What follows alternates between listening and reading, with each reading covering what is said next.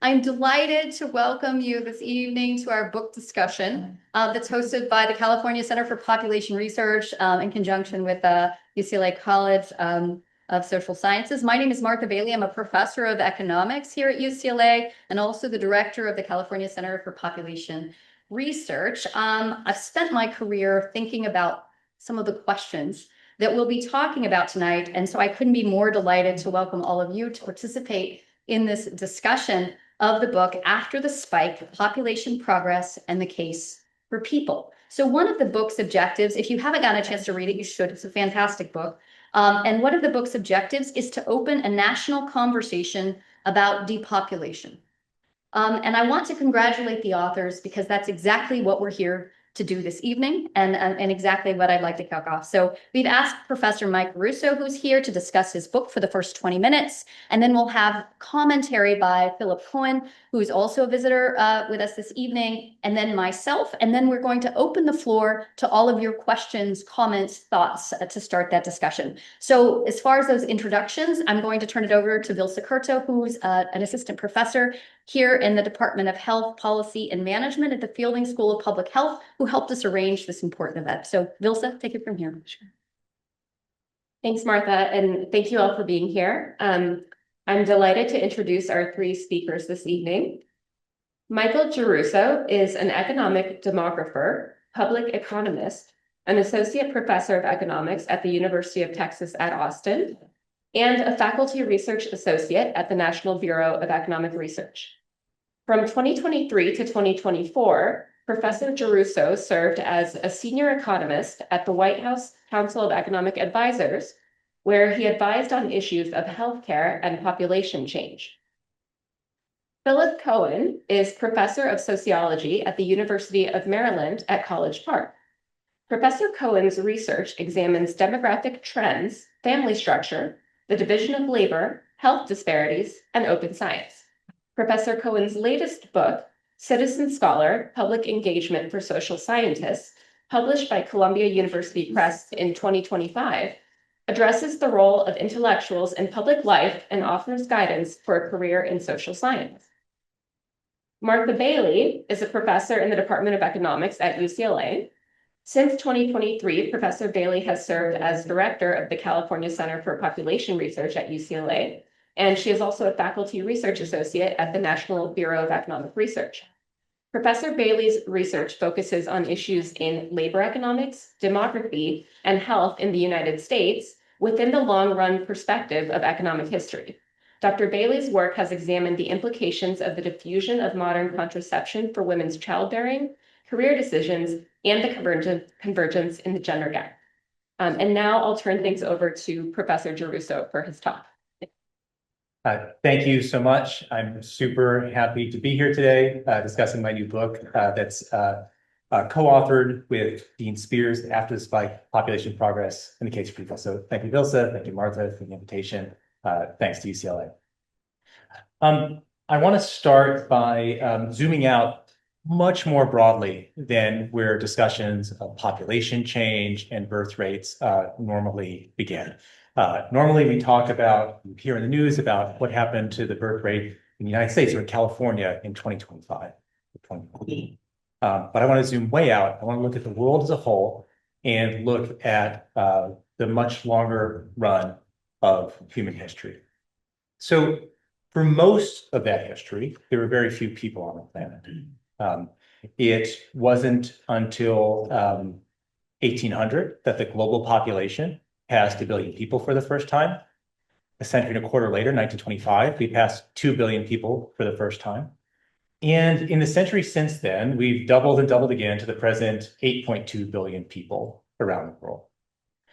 Now, as that population had been soaring upward over the past couple hundred years, there had been a lot of worry, especially since the mid-20th century, about overpopulation.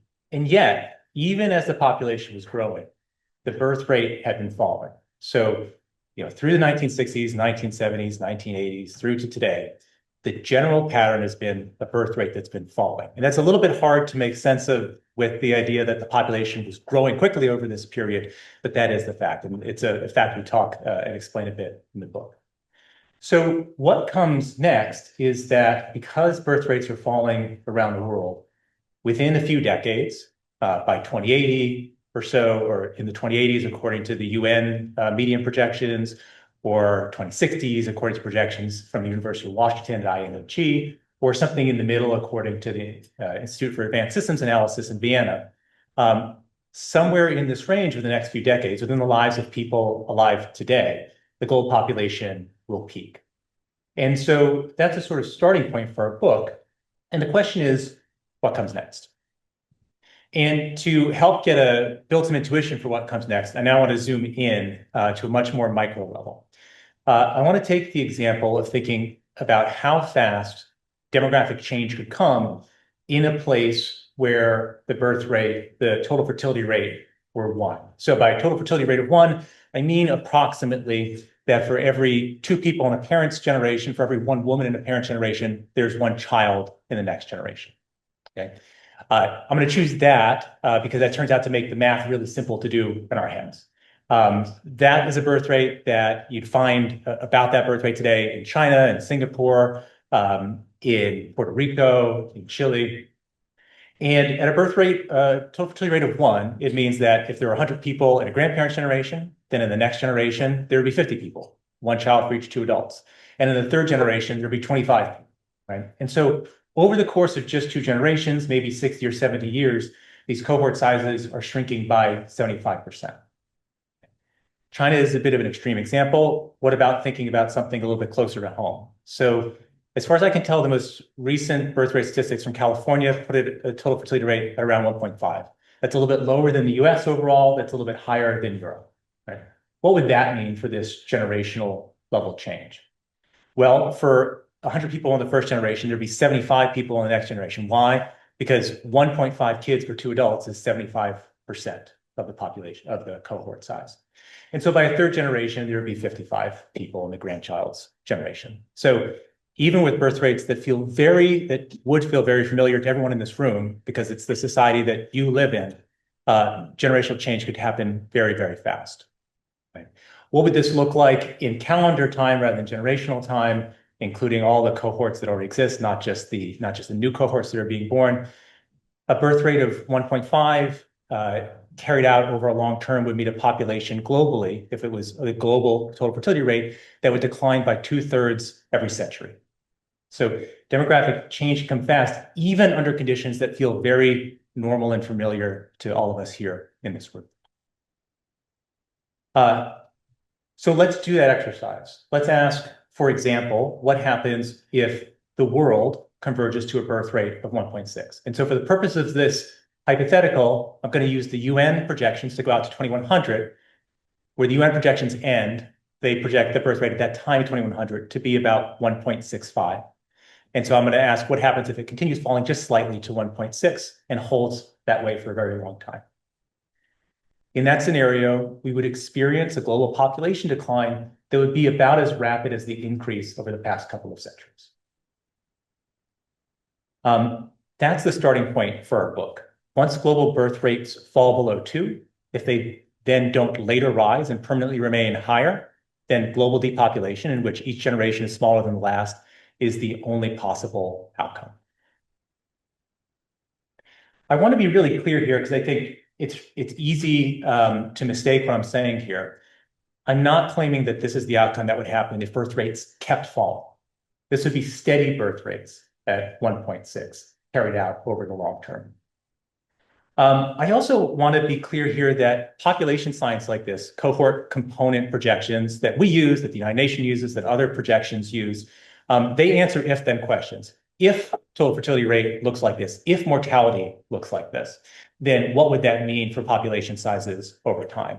And so there's not any scholarly debate about whether, given those assumptions, that projection of what the population would look like over the long run is correct. It's correct.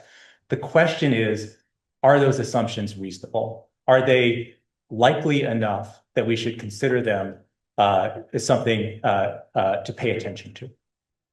Okay. So is that kind of future likely? Now, the first couple chapters of the book, we spend all the time in those chapters asking questions about, should we think of this kind of future as likely? I'm going to give just the briefest taste of that right now. Here's a few reasons to think about this as a likely future, and maybe the most likely future that the world is heading towards. The first thing to understand is that although this has gotten attention in the United States and the popular press, it's risen to an issue of public attention only very recently, this is not a recent change globally. For as long as we have data documenting birth rates have been falling. For most of the world, or for the world as a whole, we don't really have good data going back before 1950, but in the places where we do have records going further back, birth rates are falling for as long as we have those records, hundreds of years. Another reason to think about this as a likely enough future to consider is that this is not a US phenomenon. So although US news and media is often focused on the US, here's a sample of some of the countries that today have lower birth rates than the United States. Mexico, Brazil, Colombia, Costa Rica, China, Europe as a whole, Thailand, Russia, Iran, Tunisia, Turkey, Sri Lanka. And that's not an exhaustive list, but I put that list together to make a point that this is a broadly shared phenomenon. This is something that's happening in rich countries. It's something that's happening in middle-income countries. It's something that's happening in low-income countries. It's something that's happening in secular societies and religious societies. It's happening in places where the state has a big role in society and in the economy, and it's happening in places where the state has a smaller role in society and economy. So this is a globally convergent pattern across many places. And that's an important factor to recognize because it's going to speak to the possible causes and possible responses to this that are likely to work or not work if the goal is to reverse or halt the decline. And so just to summarize, already 2/3 of people in the world live in a country with birth rates below the 2 kids for 2 adults replacement rate that would stabilize the population over the long run.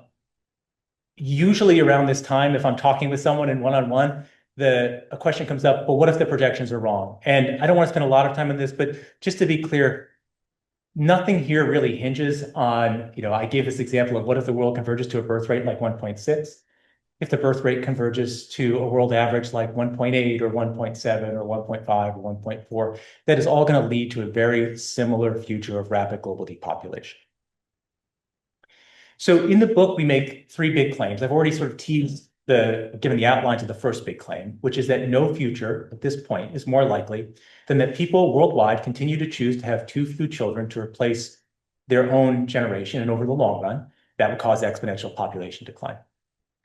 In the second and third part of the book, sort of the big middle of the book, we sort of step through the consequences of population decline one by one. We talk about the environment and climate. We talk about gender equity. We talk about what it would mean for scarcity versus abundance of material resources. We talk about what it would mean for living standards.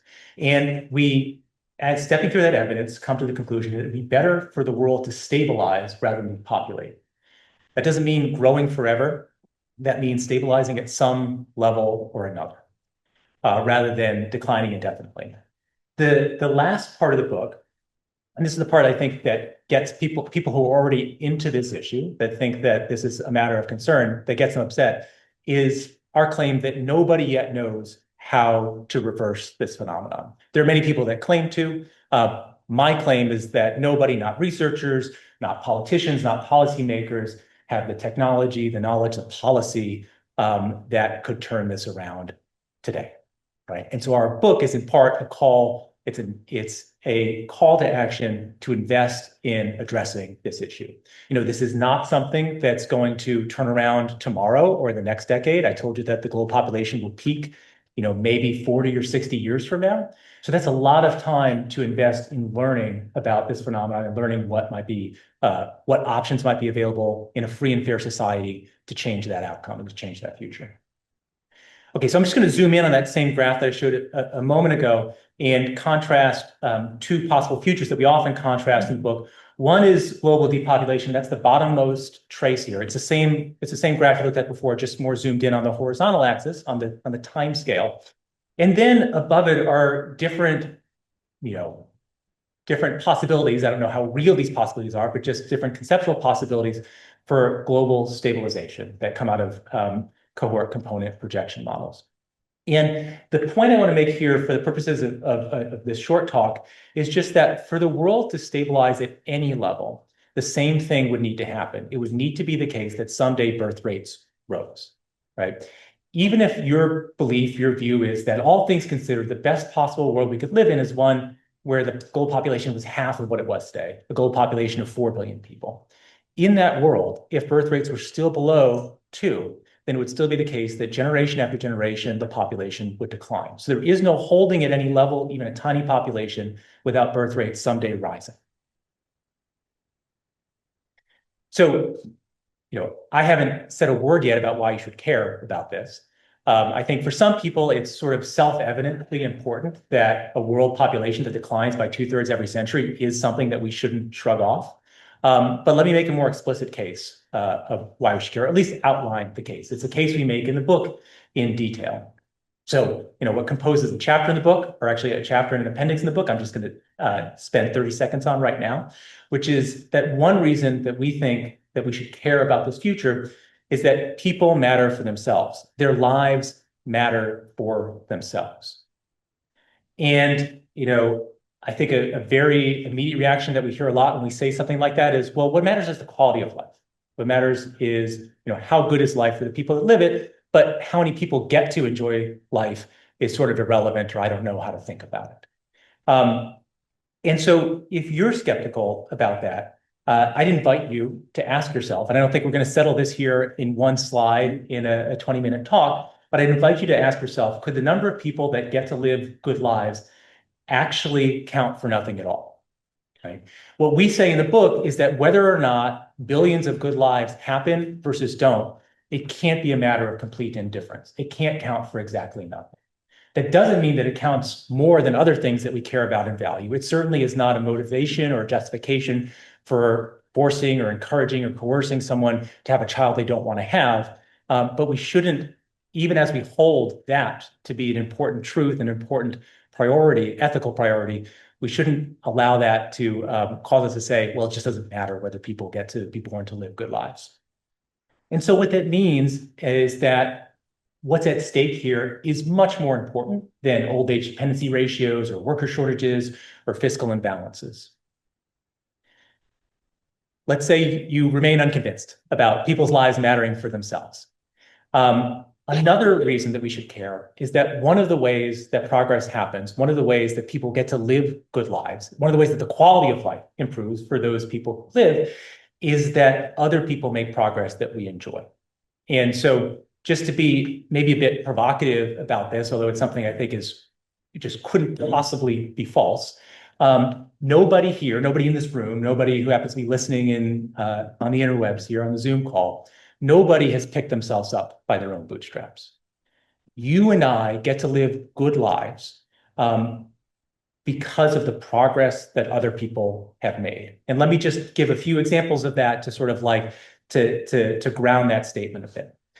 That progress includes the high-yield disease-resistant crops that ensure that we don't risk famine next season, the vaccines and medicines that keep us well. Maybe you came here today on a public transit network that just wouldn't be able to operate without a dense level of ridership. Maybe you came here in a private, your own vehicle, which of course wouldn't have been built if there weren't many, many, many thousands of other people who would want to buy that same vehicle that you bought. Last night we had dinner. They were kind enough to take me out to dinner at the Hammer Museum. That museum couldn't cover the fixed cost of operating. It couldn't cover its land costs, the implicit rent that it's paying, if there were not many patrons, donors, taxpayers supporting it. Some things only happen in a big world. That's also true for other things that we value: podcasts, news programs, books, the pop album that you love. It might not make sense for a creator to create those things in a much smaller world. I'm just going to pound the rostrum here just one moment more to say we live better lives, less precarious, more educated, healthier, safer than people did in the past, not because we have more grit or intelligence or moral integrity or moral worth. It's because we get to enjoy the progress that other people have made. And we should hope for that progress to continue. And here's the key. That progress depends on people. That depends on the work that other people have done. So in the book, we go through a couple of the economic rationales and understandings of how progress comes from people. I would just say very briefly, one of the things we talk about is non-rival innovation. This is the idea that that once we have knowledge of antibiotics, then my child consuming an antibiotic pill to treat an infection, once he consumes that pill, it's gone. But the knowledge of antibiotics, the knowledge of the germ theory of disease, the knowledge of the production process that lets us produce more and more pills of the same type, that endures. That is a non-rival good that we get to endlessly use over and over again. The other big idea here is the idea that fixed costs reward scale. So if what you want is next generation geothermal power, or what you want is a cure for a disease, be very happy that there are many other people on the planet who want the same thing, right? Often we think of, I think many people fall into the trap of thinking of other people as competition for their well-being. But in many ways, the existence of other people wanting and needing the same things that you want to need, that is the reason why you get what you want to need. It would not happen without many other people wanting and needing the same things. Now, of course, these things are not the only thing that drive progress and innovation and the sort of macroeconomic growth that gives us climate control and glasses and shoes and stable livelihoods. Many things matter. Institutions matter. The rule of law matters. Human capital investment matters. All these things matter. But this is very much opposed to the notion.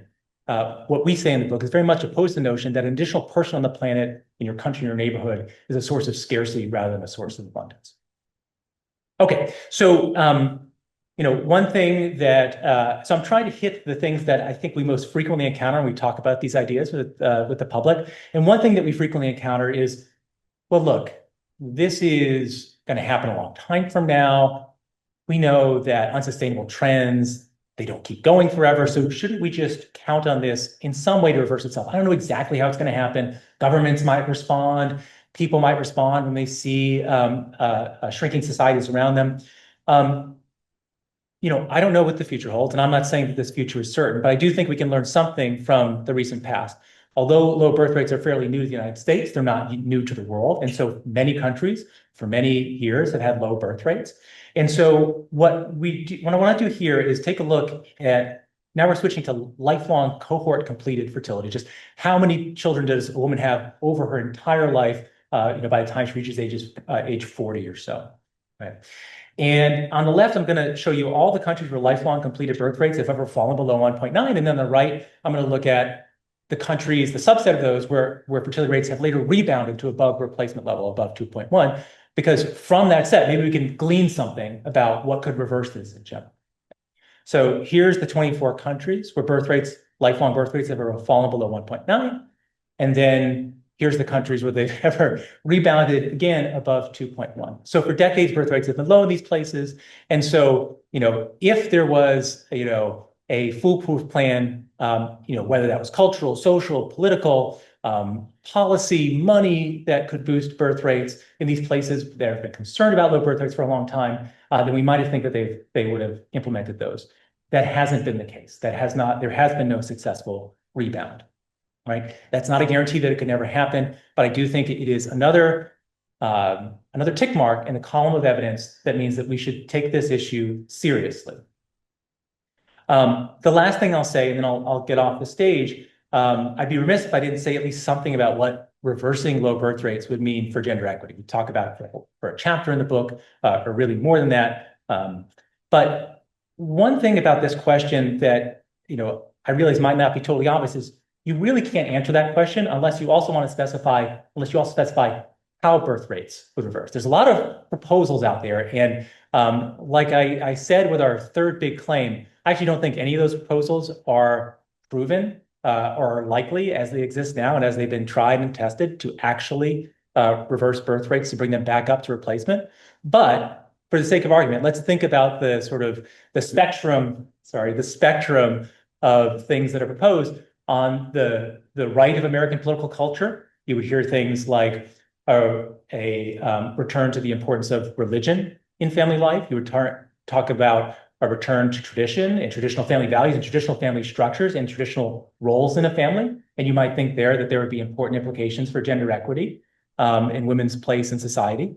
On the left of the political spectrum, you would hear things like subsidized childcare, things like paid parental leave, things like housing affordability as an issue, so maybe rent control. Now, again, I don't think any of those things are actually likely to to solve this problem as they've ever been conceived or implemented.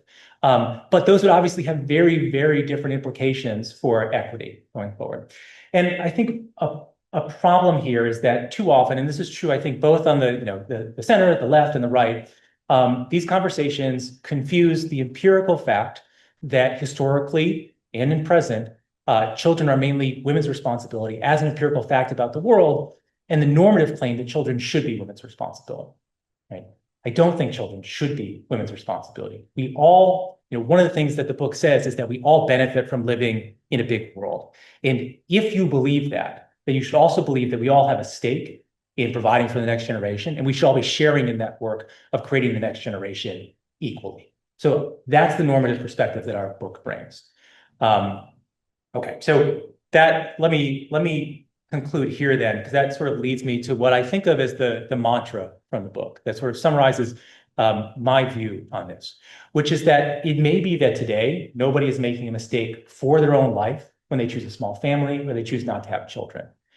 But I think we are all making a mistake collectively when we make it hard for people to choose children. So with that, I will hand over and look forward to the discussion.